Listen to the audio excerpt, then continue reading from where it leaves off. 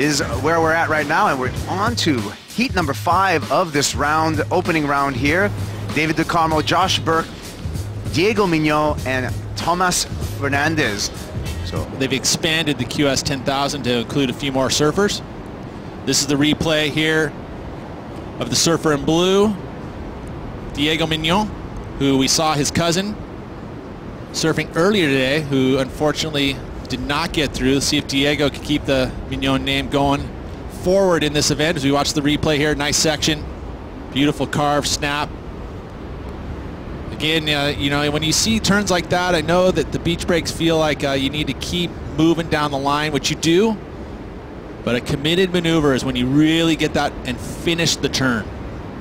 And right there, you know, short. Just like his cousin, Nome, that we saw in the first heat of the day. Here we're going to turn to live action. David de Carmo. With some hair. Generally, you used to see that he's got running no hair, but this time he's got a full mop going, kind of like you, Kaipo. Thanks, Pete. I'm trying to grow it out. Putting in the time on the qualifying series, has had opportunities on the championship tour. Had a big win last, what, 2 years ago, I think, where he was able to take out Wilco. But this is a pretty good left right now, getting loose. It's hard to see. You know, I've always seen him when he's got no hair, but this time running full hair, a little different look for him. Diego Mignot on the backhand and incomplete on that final turn. His rankings. I'll tell you, that event this year had pumping surf, great surf. Well, this guy from Barbados is an exciting surfer. And getting loose on that final turn, that was Josh Burke.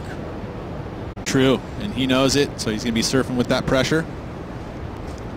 As we look at live action, and Tomas finishing off. Pacific and all kind of focusing on the Atlantic, especially the tropics.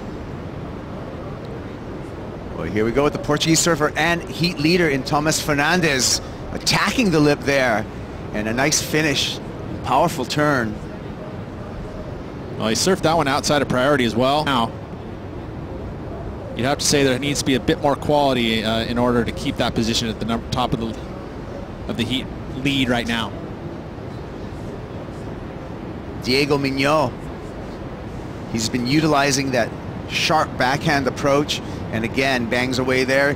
Opened up with a 5.33 as we look at Josh Burke, also utilizing his backhand, this time on the left. And this wall, much better than some of the right-handers we've seen. And you can just see by the body English with Josh as he kicked out, knows that that was a well-surfed wave.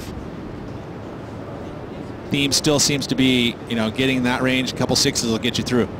The Carmo opening up with a pretty vertical backhand re-entry, snaps it this time and gets back up there. 12 o'clock, unfortunately, just gets a little bit caught up. Looks like he was on his way to a really good score, but let's take another look at Tomas Fernandes' wave. Under priority, he got this one. So again, looking at some flow here. He definitely has that. Just the 2 maneuvers, but a nice finish. You see the really committed bottom turn. Connects with the lip. Gets that back foot pushing through the tail block. Little drift. So nice quality finish move. See a high and a low, and the average of the last 3 scores will come into play. See, there was a priority as Diego finds this little right-hander. There again, just that combination of moves. Minutes and 45 seconds to go. Heat leader Tomas going to get into the open face. Sleepy little turn off the top there. He's going to have to load up for something big on the inside, and he produces. Solid on his feet, Fernandes. You can see his confidence is there. Not surfing tentative. I mean, the wave just kind of let him down. I mean, he started off that wave with a kind of float maneuver, but it was almost like a rhythm move, which allowed him off the top to gain that speed. See, he drops in here again. They're looking at these lefts, but the rights more consistent. So a little bit more open face, but you can see not as much lip because it's going with the current, with the wind. Nice little float to finish, but just building, trying to build on that 4.67, which is the low. Again, you see pumping the board and then Committed bottom turn, gets into the lip. Tough section there. Had to kind of ride off of it. Tail taps the landing, kind of softens it a little bigger and go a little bit harder and try and build on those scores to really solidify that spot. Carmo, vert, straight up and down. Love the approach there, but unable to back that big turn up. Maneuver like that, but you don't finish. How much does that affect the score? Well, it's hard. It's tough to say, but I mean, it's definitely not going to give you, the judges, a nice taste in your mouth. You know, I mean, it's like you want to have a nice complete ride, especially if you're going to put it up into the good range. You know, be complete. And that was pretty unfortunate for the surfer from Barbados. We're going to take another look at it. Well, again, from the region on that east coast of Barbados, he's used to surfing in the wind. Yeah, that was tough, because that probably would have been one of his better rides had he completed that final move. Looking into Carmo here again. So these rights, you know, a lot of this section's running away from him. That was a quality move there, but then not able to finish with a solid maneuver already this season. An illustration of how difficult it is, right? Absolutely. 18 events, and you're still at 170th. We're looking at David Carmo. He's 73rd on the qualifying series rankings. A lot of that has to do with he opened up in a big way at Pipeline. Pipe Pro, 5th place finish for Carmo. Take a look at this again. Climbs that whitewater nicely with a bunch of speed, and then that turn there, full rail arc, finished the maneuver, and again getting free. He liked it. Little fist pump, and you've been able to kind of understand what the judges need from you. Heat leader up and riding, Tomas Fernandes. Good looking wave, and unfortunately just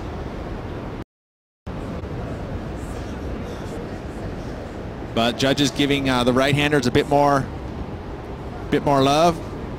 As you see the replay here again, this last one. Yeah, no finish section there, so he kicks out, doesn't going to improve. He knows that he's not going to improve on the 6.33. Well, you look at Diego. This was his best wave, early stages of the heat.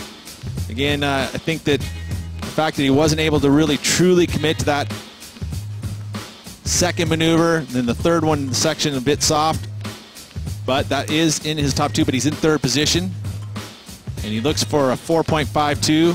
This was the first wave for Fernandes and the second wave, both coming in at the exact same score of a 6.33. You know, this is the wave I was talking about that I felt like, you know, if you look at Carmo's and that wave comparatively, I felt like Carmo's was a bit higher quality sections. You see there it is right here. There's a true comparison. I mean, that was the most committed turn we saw entire heat. 2 in a row. That one came in at a 5.77. Carmo sits in 2nd spot, but I mean, that felt like, to me, it was the best wave of the heat. Both needing just mid-range scores. Nice aggressive vertical off the top there for our heat leader, Tomas Fernandes. Great flow through there. Finishes with a bank. Now he's going to go against the grain on the forehand, looking for a little bit more, and he gets it. So, well, he's your heat leader, and so he knows that he's going to have to better a 6.33, so you've got to get extra committed in your repertoire. Since we're in Europe, I'll start using a little bit of my French. I love how you rolled that R, by the way. Here we go, Josh Burke. Important wave for him. Staying busy, but this wave just not a ton of opportunity, but doing his best. Josh. Again, high energy. 1.7, that's what he got on this one, Peter. Well, there's the replay. So he actually went left at the beginning of this ride. So he got the maneuver on the outside section. But then here you see the wave flattens out, and that wave underneath him. So it wasn't even really a completed final maneuver because of the fact that he was on a kind of a 2-section wave where it was 2 on top of each other. Hence the score, and not helping his position, and he's still going to be searching for a 5.35. During the replay, this is what happened. So we're taking another look at Diego Mignot. So again, in that 3rd position, and this is where David Carmo needed to because he's given this kid an opportunity to turn it around. Final section. Completed ride. 4.52 is the number that he's aiming at. Well, maybe if you're looking, Kaipo, do you see that last score there? Is that? I think we're still waiting on the score right now. Well, the heat's over. See if that last score there. Diego wondering himself.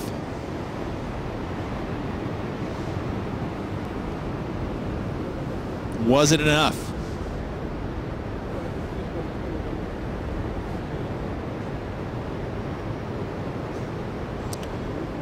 Really, really important score for both David Carmo to know as well as Diego Mignot. Not enough. There it is. Yeah? No, not yet. Well, according to the horn, 3.6. Not enough. Wow.